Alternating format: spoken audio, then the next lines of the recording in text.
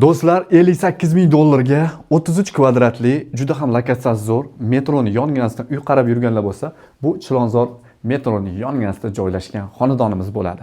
Kelinglar, birinchi bo'lib sizlarga oshxona qismimizni tanishtirib o'taman.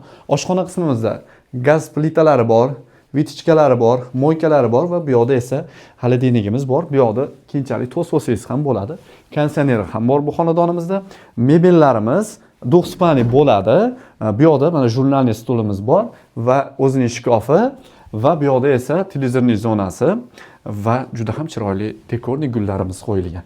Kiroj qismimiz bu yoqda joylashgan va bu xonadonimizda hammomimiz ko'rishingiz mumkin va albatta hojatxonamiz razdelniy joylashgan. Eng yaxshi tarafi bu yoqda o'zgartirib yuborishgan, bu yoqqa ham bitta spani joylattirib qo'yishgan, bu yoqqa matraslarni qo'yib berishadi va o'zining shkaflari bor.